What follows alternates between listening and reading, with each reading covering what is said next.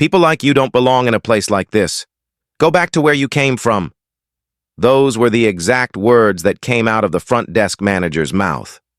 Not whispered, not behind closed doors, said out loud, with guests nearby, and a smirk on her face like she knew no one would hold her accountable. But what she didn't know was that the man standing in front of her, the black man in the hoodie she thought was just another unbooked walk-in, was the very owner of the hotel she worked in. And 20 minutes later, every person who stood behind that desk would be jobless. Before we get into this powerful story, I want to know, where are you watching from? Are you sitting at home in Atlanta? Out on the porch in Dallas? Maybe relaxing with your morning coffee in Seattle? Drop a comment below. Tell us your city. And while you're here, don't forget to subscribe to the channel and give this video a like. Stories like this deserve to be heard. Now, let's go back to where it all began. He didn't walk into luxury. He built it. One brutal experience at a time. Jamal Carter was born on the south side of Chicago, in a neighborhood where most dreams didn't make it past the front steps. His mother, Angela, worked 12-hour night shifts as a nurse and still managed to cook breakfast for him every morning before he caught the city bus to school. They didn't have much. Second-hand clothes, shared space with cousins, a car that coughed every time it started. But they had pride, and Jamal was raised to keep his head high no matter who looked down on him.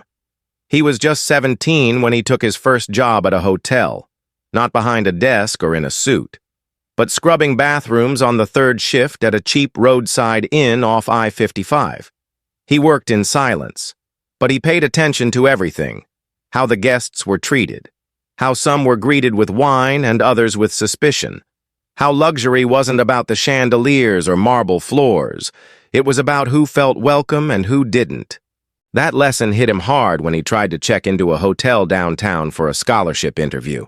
He'd saved up for months to afford a single night's stay, but when he walked into that lobby wearing his best, pressed khakis, polished shoes, and a hoodie because it was freezing outside, the front desk attendant looked him over and said, "This isn't your kind of hotel, son."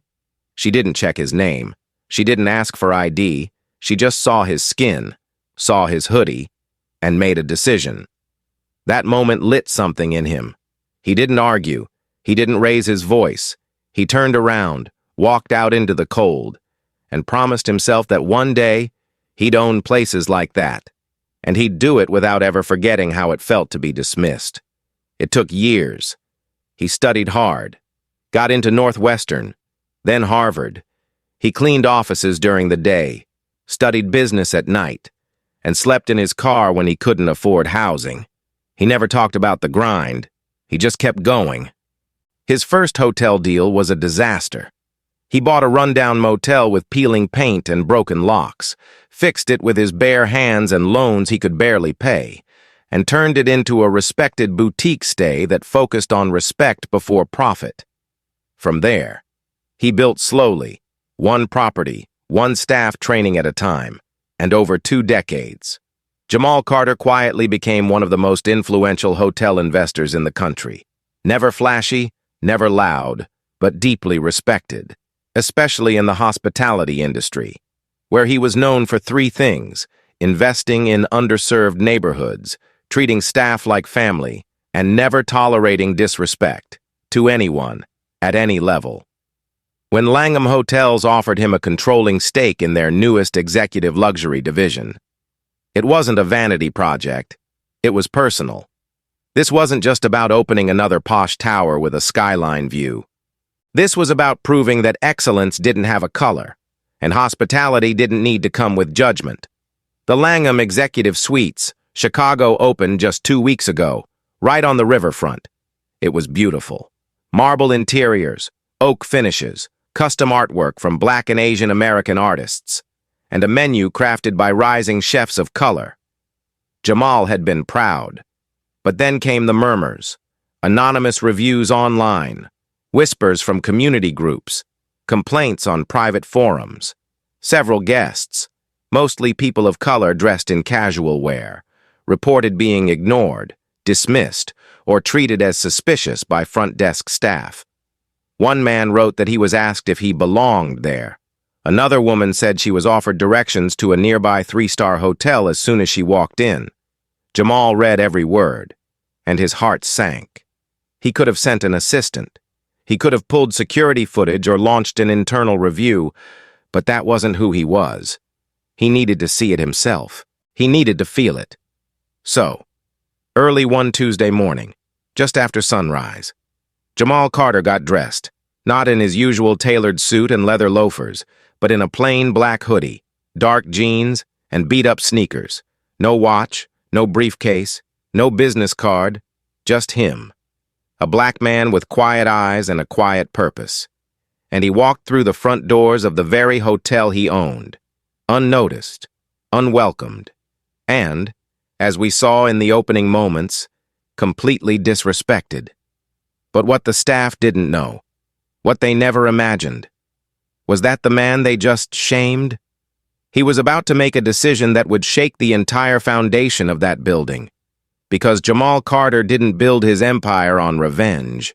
He built it on integrity, and he was about to remind them, in the most unforgettable way possible, who really sets the standard for respect. The revolving glass doors parted with a soft whoosh as Jamal stepped into the lobby of the Langham Executive Suites, the very hotel he owned. But today, he wore no badge, no tailored jacket, no polished wingtip shoes, just a black hoodie, fitted jeans, and a quiet presence that didn't ask for attention. The lobby itself was pristine, marble floors that reflected the morning light, golden chandeliers that sparkled overhead, and a faint scent of white jasmine wafting from the fresh arrangements placed at every corner. Behind the long walnut reception desk stood 3 staff members, all dressed sharply in Langham burgundy and gray. A young black employee named Tyrell was arranging key cards. A polite Asian American hostess named Renee was double-checking the reservation board. And at the center, like a conductor leading her orchestra, stood Olivia Stone, with her high bun, clipped tone, and eyes that scanned every guest like a TSA scanner.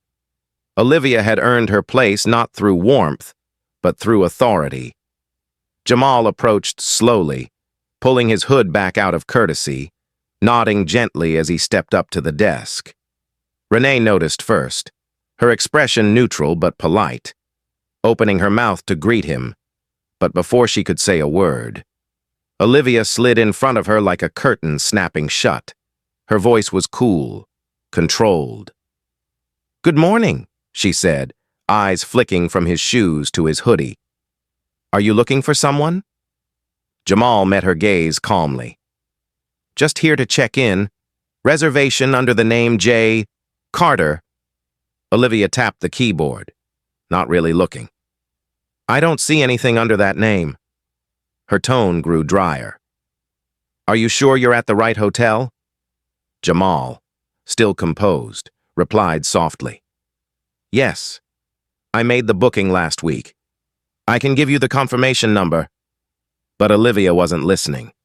Her eyes narrowed. She tilted her head slightly, then leaned in and said, just low enough to sound professional, just loud enough to cut deep, "This is a luxury property. Sir, we don't allow walk-ins from the street who haven't been vetted through our concierge service." Jamal blinked, then slowly reached into his jacket to retrieve the email confirmation on his phone. But before he could unlock the screen, another voice chimed in from the side. "Is there a problem here?"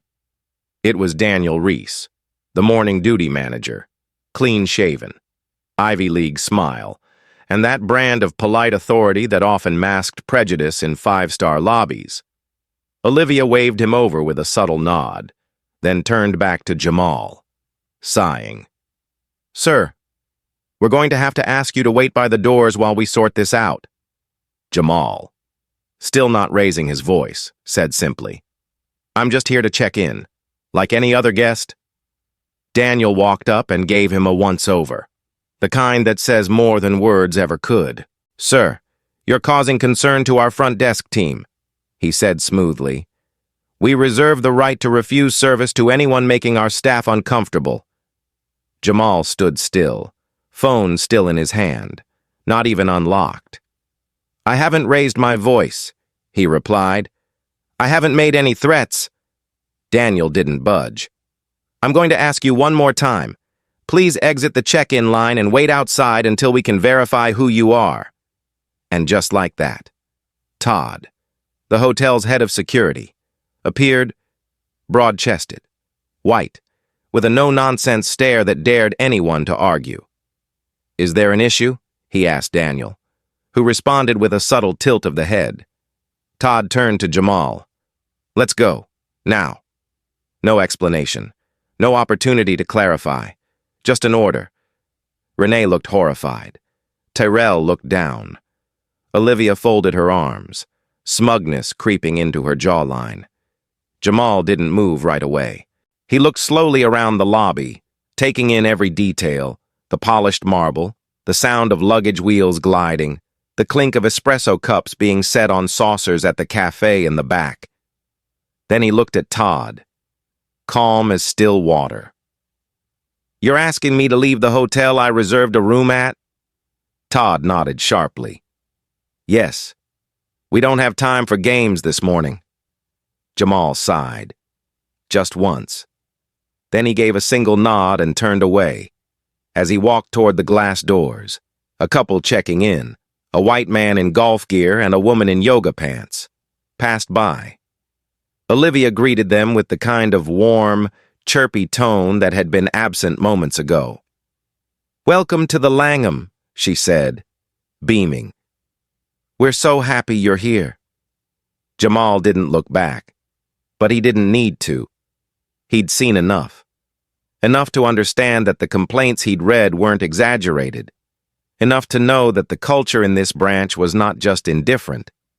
It was toxic. And enough to make a decision that would change the course of every person behind that desk.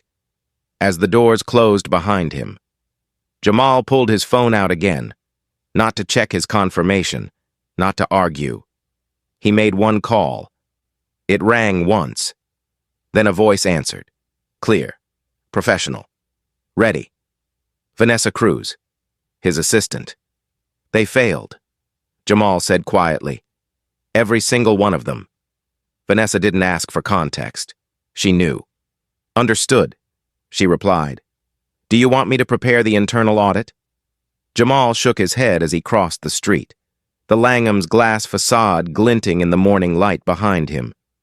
No audit. I'll handle it myself. Clear the orchid room on the 14th floor. I want every staff member involved on site in the next 20 minutes. Full presence. No excuses. Vanessa hesitated. Do we tell them who they're meeting? Jamal didn't stop walking. Not yet. Let's see how they act when they don't know they're being watched. And Vanessa, call Linda Park. I want the regional director present. This ends today. And with that, he slipped into the coffee shop across the street, took a seat by the window, and watched. Not with bitterness, not with revenge in his heart, but with the quiet resolve of a man who'd built an empire out of being underestimated. He sipped his black coffee slowly, watching the people behind that front desk carry on with their day, unaware that in just 20 minutes, their world would change completely. From across the street, the Langham looked like it always did, flawless. Its sleek glass panels mirrored the Chicago skyline, and its gold-lettered name shimmered proudly above the revolving doors. Undisturbed by the storm quietly brewing just 1 block away. Inside a small cafe with frosted windows and the scent of roasted beans thick in the air. Jamal Carter sat silently, coffee in one hand, phone in the other, watching his hotel like a man waiting for the curtain to rise on a play he wrote years ago, every few seconds. He glanced at his watch. He had given them 20 minutes.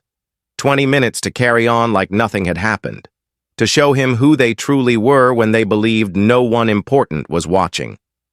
Back inside the Langham, The lobby staff returned to their routine, completely unaware of who had just walked out the door. Olivia Stone was already resetting her posture, fixing her hair, and smoothing her silk blouse as she prepared for the next check-in. She muttered something to Daniel under her breath, just loud enough for nearby staff to hear. What was that guy even thinking? Honestly, the nerve.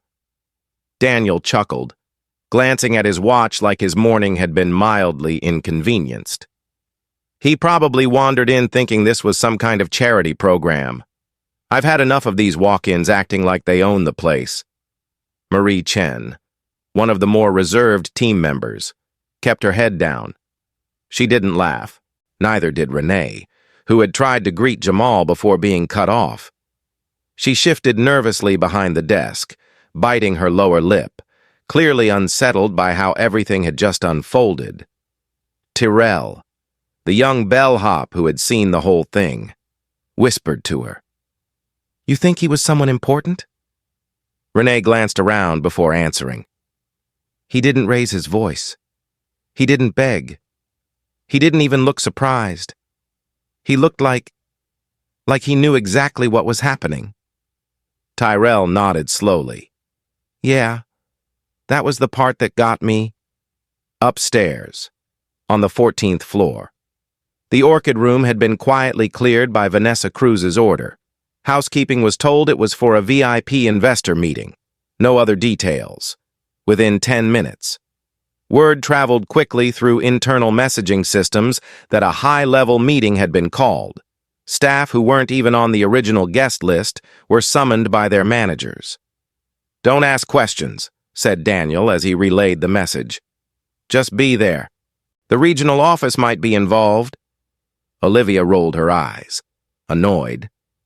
"Let me guess. Some board member from Hong Kong wants to look important. Great. As if we don't have real work to do." But even with her condescension, she retouched her makeup in the employee break room mirror, swapped her heels for newer ones she kept in her locker, and marched to the elevator like she was heading to a fashion show. Todd, the security officer who had escorted Jamal out, leaned back in his chair near the concierge desk, talking to another guard about that dude earlier. He wasn't aggressive, Todd said, sipping a canned energy drink. But he looked like trouble. You know the type. One step away from calling a lawyer and pulling the race card. Just gotta stay ahead of it. His words hit Renee hard. She looked up, eyes sharp. Or maybe he was just a guest, she said quietly. Todd shrugged. Didn't look like one. Back in the cafe, Jamal took a slow breath. His phone buzzed. Vanessa again. "Orchid room's ready. Linda Park is on her way. ETA 5 minutes. Jamal responded with a simple, "Thanks." No extra words, no anger, just intention. The 20 minutes were nearly up, and he wanted to see what kind of people had the audacity to humiliate a man at the front door of his own building and walk away as if it were just another Tuesday morning. He stood up, adjusted his sleeves, tossed his cup into the recycling bin, and stepped back onto the street with the same quiet, unhurried pace he'd walked in with. But this time, there was no hoodie, no disguise. Underneath his overcoat, he wore a charcoal gray suit custom-tailored with precision, a crisp white shirt, and a lapel pin bearing the Langham Executive logo, something only senior partners were given. His shoes shined like mirrors. His walk? Calm, purposeful. As he crossed the street and approached the glass doors, the doorman greeted him nervously, sensing something important but not quite able to place it. Jamal nodded politely, stepped inside, and didn't so much as glance at Olivia, Daniel, or Todd as he walked past them. Olivia looked up from her station and froze mid-sentence, her face betraying the first flicker of confusion. Something about him now felt different, untouchable. Daniel furrowed his brow, whispering to her, "Who is that?" I don't know," Olivia answered. a little less certain than before.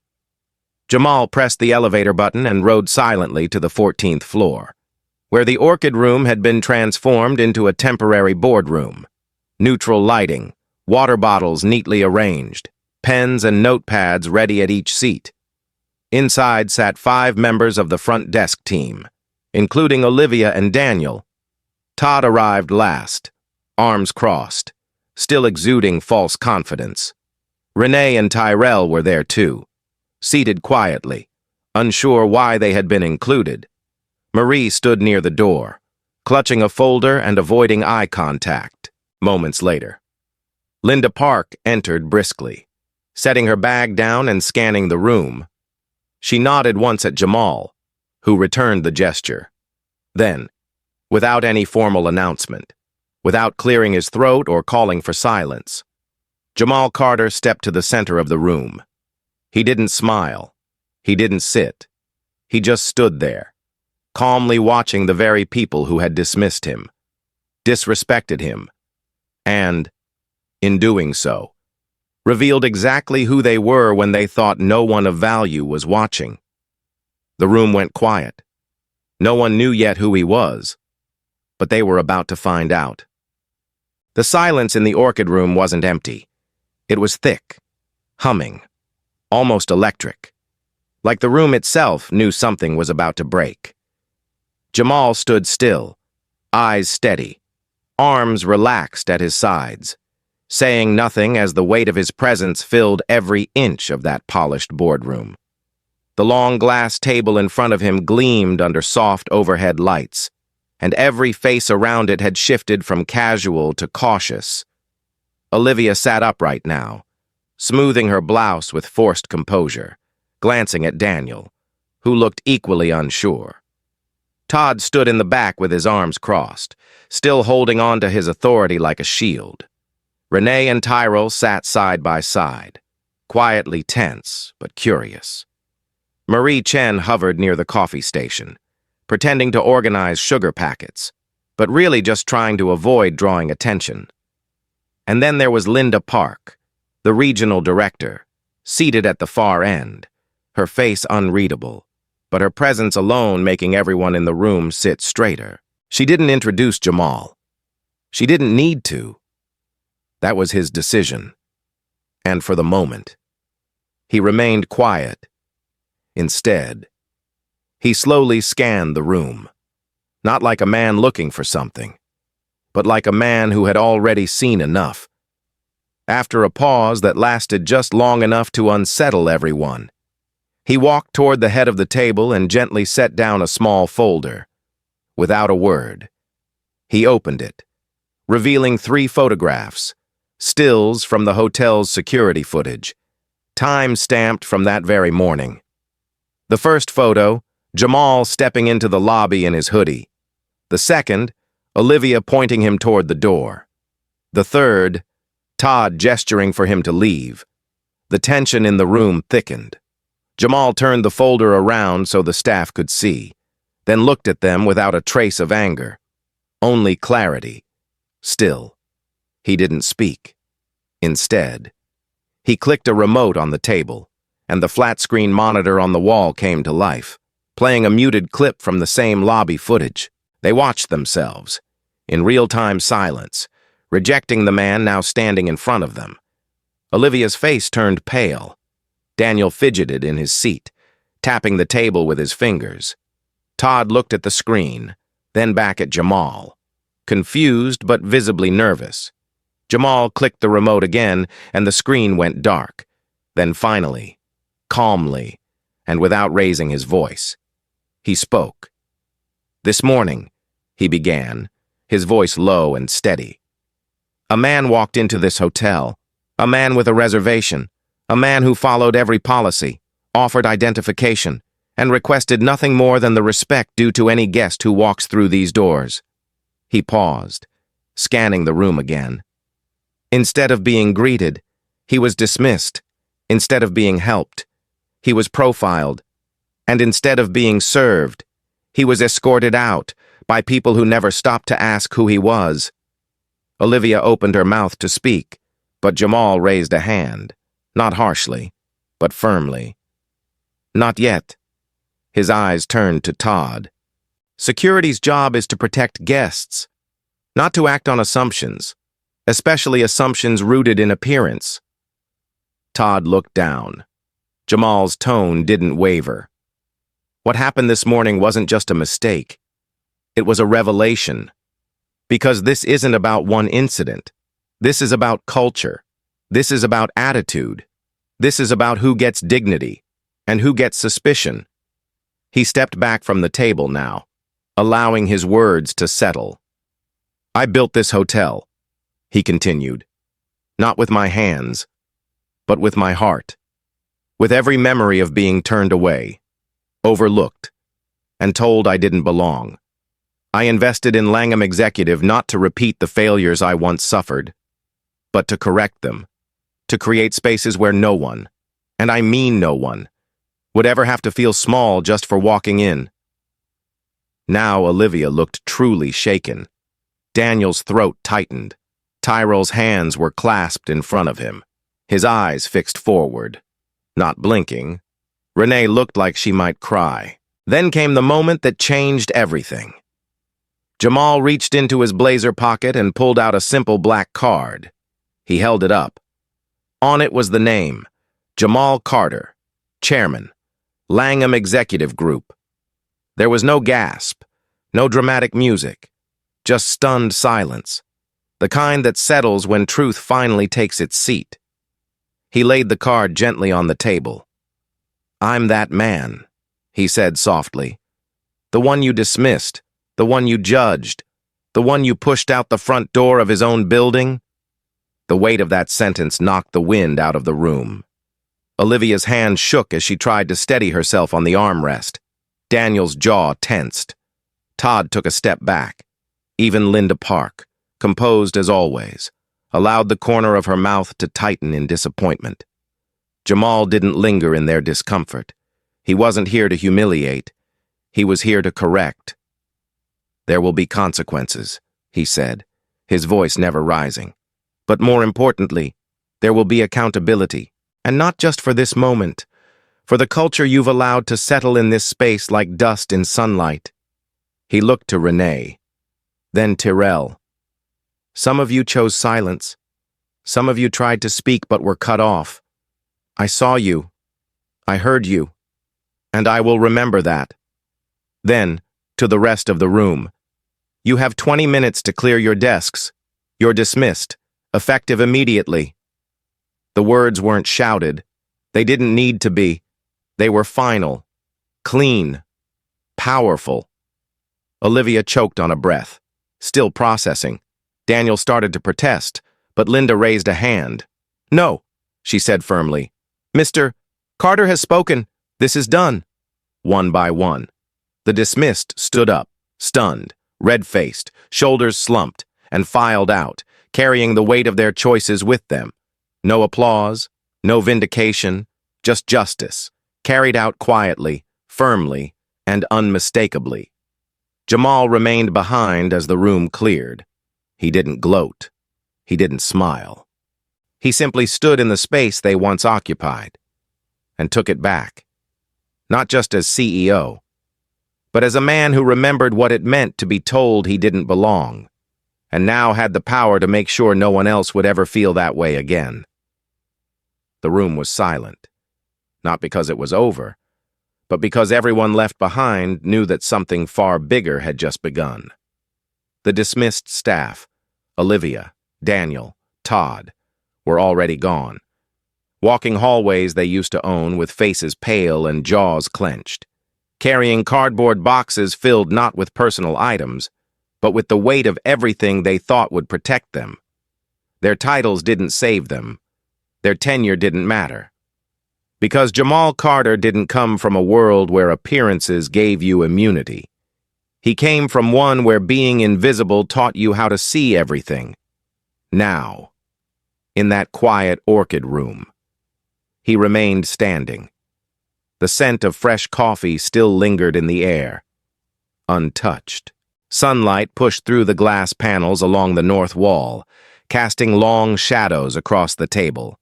now only half occupied.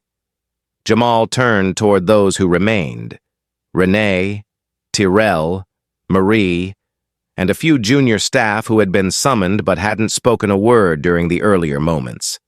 Their faces were a mixture of concern, uncertainty, and something else Jamal knew all too well: fear of being next. He stepped forward, but his tone changed. It softened, not in power, but in purpose. "I didn't come here to make a spectacle," he said. "I came here to see with my own eyes if the whispers were true. I hoped they weren't. I hoped this branch, this beautiful, brand new branch that I helped design from the ground up, would live up to the standard we promised. But this morning proved we've still got work to do." His gaze shifted to Renee, then Tyrell. "When I walked in, Renee, I saw you try to speak. You didn't get the chance. That matters to me." "Tyrell, I saw you look down, and I understand why. You've probably been told not to interfere, to stay in your lane, especially when situations get tense. I don't blame you, but I need you to know this. Silence is not protection. It's participation." The words hung in the air, not as judgment, but as invitation. Renee nodded slowly, her throat visibly tightening. Tyrell spoke for the first time. I didn't want to lose my job." Jamal didn't flinch. "I get that. I've been there. I know what it's like to depend on a paycheck and feel like speaking up means giving it all away. But if a company like this, built by someone like me, can't be a place where you feel safe doing what's right, then we've failed. And I'm not here to fail." Linda Park, seated at the far end of the table, took a slow breath. She had known Jamal for years, knew his quiet resolve, but watching him now, standing in that suit in the very room where he'd been disrespected just minutes earlier, she saw something different. This wasn't just leadership. It was legacy. Jamal turned toward Marie Chen next. "You didn't say a word, but you didn't laugh either. You didn't join in, and that matters. I believe in grace. I believe in correction, not just punishment. So here's what we're going to do." He stepped to the center of the table, palms resting gently on the edge. "Effective immediately, this branch will enter a 2-week operational reset. That means a full halt on new guest check-ins starting tomorrow. During this time, every remaining team member, including leadership, will go through intensive hospitality, bias, and ethical conduct training, non-negotiable. Anyone who refuses will be let go with full severance. No hard feelings, but no place here either." He paused, letting the decision sink in. "Second," he continued, "we are instituting a guest experience ombudsman on site every month. Someone trained in conflict resolution who guests can speak to directly. Without being routed through layers of management, they will report directly to me." He glanced at Linda, who nodded with approval. "Third," Jamal said, voice tightening slightly, "I'll be conducting surprise walk-ins at all Langham executive locations. No announcement, no warning. I'll come dressed as a guest, maybe just like I did today, and I will not tolerate anything less than dignity. For every single person who walks through our doors, no matter what they wear, what they look like, or where they come from." The room remained still, not out of fear this time, but out of respect. Jamal looked down for a moment, then added, "You know, when I was 17, I got turned away from a hotel not far from here. They didn't even look at my ID, just told me I wasn't their type of guest. I remember walking into the cold that night, thinking I didn't belong anywhere that nice. That moment didn't break me, it built me. And I swore if I ever got the chance to change that system, even a piece of it, I would. Well, now I have that chance. And so do all of you." Renee wiped the corner of her eye with a tissue she kept folded in her sleeve. Terrell nodded slowly, like something heavy had just been lifted from his shoulders. Marie looked up for the first time and met Jamal's gaze. "Thank you," she whispered. Jamal simply nodded. No need to say more. He turned to Linda. "We'll need to bring in a temporary support team for logistics during the reset. I'll cover the costs." Linda stood. "Consider it done. I'll coordinate directly with Vanessa." Jamal gave a small smile. Not of satisfaction, but of commitment. Then, as he walked toward the door, he paused just once more, turned back, and said with clarity, "We are not in the business of rooms. We are in the business of dignity. If you can live by that, we'll be just fine." Then he walked out, suit coat shifting slightly with every step, leaving behind not just a room full of stunned employees, but the seeds of a new culture, planted firmly in truth, accountability, and the quiet power of a man who refused to let history repeat itself. The next morning, the Langham Executive Suite's lobby looked the same to the untrained eye. Polished floors, crisp uniforms, soft jazz in the background. But something in the air had shifted. It wasn't just quieter, it was more careful, more conscious. The usual hum of hospitality had been replaced by something deeper, reflection. Guests who had witnessed parts of the previous day's events were still murmuring among themselves over breakfast. Not with gossip, but with awe. A middle-aged couple from Virginia, who had watched Jamal's silent return the day before, shared the story over eggs and toast. He didn't raise his voice. The wife said to another table, "Didn't embarrass anyone. He just handled it. You could feel it. Like dignity had walked into the room." Meanwhile, upstairs in the orchid room, the remaining staff had gathered for the first of many retraining sessions. No one checked their phones. No one rolled their eyes. Renee was there early, not because she had to be, but because something about Jamal's words had stirred something personal in her, a reminder of why she chose hospitality in the first place. Tyrell came in with a fresh notebook and a changed posture, no longer the cautious onlooker, but someone who wanted to get it right. Marie, who'd always moved quietly, now moved with quiet purpose. The new interim training director, a poised woman named Sheila Morgan from Langham's Los Angeles flagship, opened the first session with a simple message. "We're not here to blame. We're here to rebuild. Hospitality is not about who you serve. It's about how, down in the administrative wing." Linda Park was on a video call with the Langham Executive Board. Faces filled the screen. Some concerned, some curious, some skeptical. "So let me get this straight," one board member said, a man with silver hair and a nameplate that read Richard Talbot. "Jamal fired 3 senior staff, suspended operations for 2 weeks, and personally rewrote half of the guest protocol without prior board consultation?" Linda didn't flinch. "That's correct, and it was the best leadership decision I've seen in 10 years with this brand." Another voice joined in, this time a younger woman from the London office.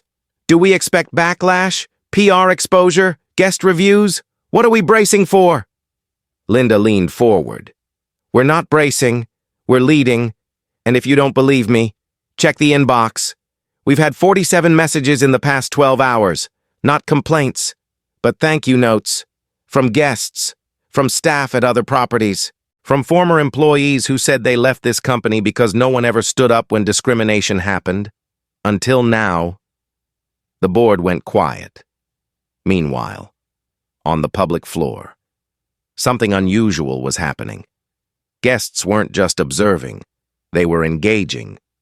A young black couple who had planned to cancel their second night after overhearing Olivia's tone the day before decided to stay, not out of convenience, but out of principle. "We've never seen a hotel own its mistakes like this." The husband told the concierge, "Tell Mr. Carter we're not going anywhere." A well-known travel blogger who had been dining anonymously at the hotel cafe that same morning posted a short article titled "Power, Grace, and a Hoodie," and within hours, it was trending. She didn't name names. She didn't sensationalize. She just told the story. A black man walks into a luxury hotel, gets judged, gets dismissed, returns quietly, and reminds everyone that respect isn't a perk. It's the foundation. Back in his office, not at corporate, but right inside the hotel, Jamal sat at a modest desk, reviewing guest feedback on a tablet. Vanessa Cruz entered, calm as ever, carrying a folder.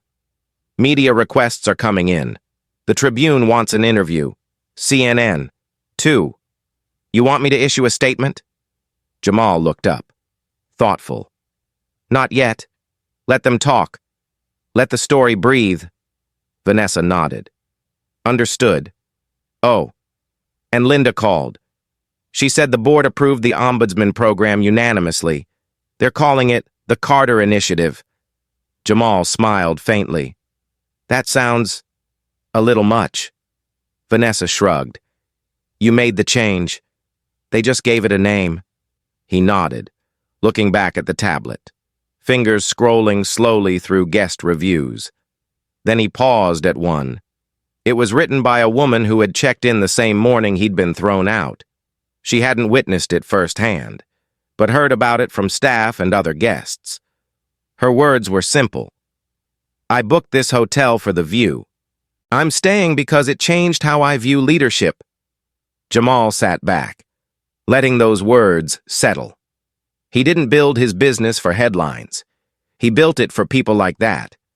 People who noticed. People who remembered.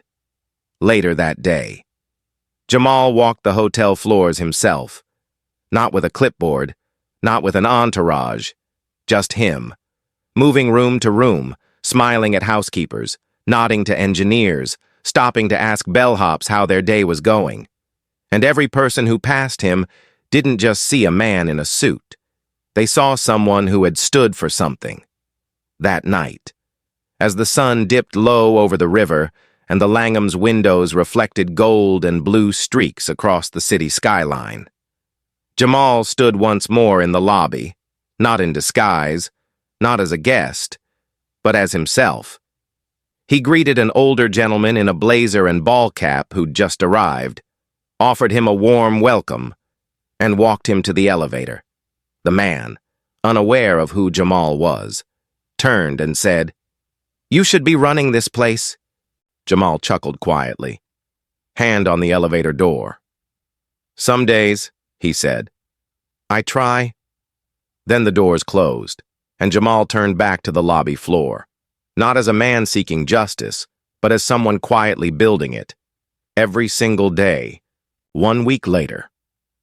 The Langham Executive Suites reopened its doors fully, not just to guests, but to a new era.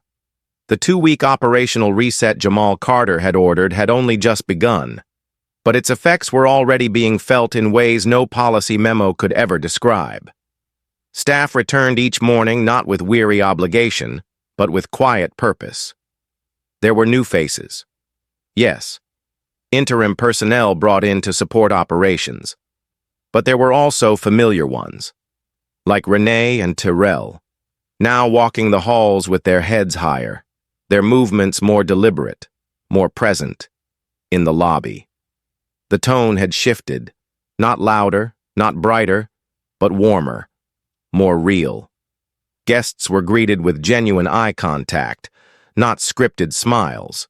No one was judged by what they wore or how they looked.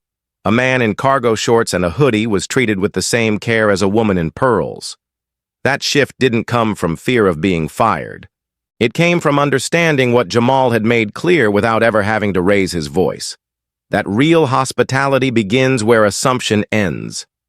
Upstairs, in the staff break room, a new poster had been quietly mounted to the wall. No branding, no legal disclaimers, just a single sentence printed in dark blue on white. We don't serve rooms, we serve dignity. It wasn't signed, but everyone knew who had written it. Word had spread far beyond the hotel. Travel sites that once focused on rooftop views and Michelin-starred menus were now talking about the Carter Standard, a phrase coined not by Jamal himself, but by a guest who had written a viral post after witnessing part of the incident. It wasn't about opulence anymore. It was about accountability. It was about leadership that didn't hide in press statements or carefully worded apologies, but walked through the front doors wearing a hoodie and came back in a suit to fix what was broken. Jamal didn't seek out the attention. In fact, he declined every major interview. When asked by a local reporter if he wanted to set the record straight, he simply replied, "The record's already set. I just wanted it to play in the right key." In the boardroom, his peers asked if he intended to roll out this new approach across all properties. He said no, then paused, then said, "We won't roll it out. We'll live it out." And that was the difference. This wasn't a campaign. It was a conviction. A few days later, Jamal hosted a quiet luncheon, not for executives or media, but for the hotel's hourly staff, housekeepers, valets, kitchen runners, every one of them invited by name, with handwritten notes at each place setting. There were no speeches, no press. Just a short story Jamal shared as dessert was served. He told them about a time, back when he was 19, when he was mopping floors in a small hotel lobby at 2 a.m., and a man in a tuxedo walked through and told him he'd never amount to more than a good floor boy. Jamal said he remembered the smell of the mop water, the ache in his back, and how that moment burned. Then he looked around the room, into the eyes of the men and women who kept the hotel alive day in and day out, and said, "I didn't build this place to forget where I came from. I built it so you wouldn't have to forget where you belong." There wasn't applause, just quiet nods, tears, and a kind of silence that speaks louder than any standing ovation. That same evening, as Jamal prepared to leave the hotel, he stopped one last time in the lobby, where a young employee he hadn't met before, a new front desk trainee named Isaiah, approached him nervously. "Sir," he said, "I know who you are. I've read everything, and I just want to say, it's an honor to work here now." Jamal smiled. "Thank you. But remember something, Isaiah, the honor isn't in working here. It's in how we treat people once they walk through those doors. Titles come and go, but the way you make someone feel, that stays with them." Isaiah nodded, visibly moved, and returned to his station with a new kind of confidence, one not rooted in fear, but in shared purpose. As Jamal walked toward the exit, one of the doormen held the door open and offered a respectful nod. Not the kind you give to a boss, but the kind you give to a man you'd follow. Outside, the Chicago wind had picked up, brushing against his coat as he stepped onto the sidewalk. The city moved as it always did, fast, unapologetic, alive. But Jamal walked slowly, deliberately, like a man who had nothing to prove and everything still to build. He didn't look back. He didn't need to. Behind him, the Langham Executive Suites stood tall, not just because of the steel and stone that held it up, but because of the values now rooted deep within it.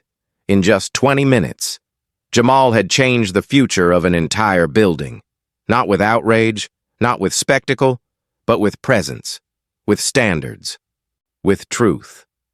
And for those who watched it all unfold, staff, guests, and even those of us listening from a distance, it was a reminder of something quietly revolutionary, that dignity doesn't shout, it doesn't push, it doesn't demand, it simply walks in and changes the room. Thank you for watching this story. If it moved you, or reminded you of the power of quiet leadership, take a moment to share it. And remember, real change doesn't always begin with noise. Sometimes, it begins with someone simply saying, "This isn't right." Until next time, take care of yourself and each other.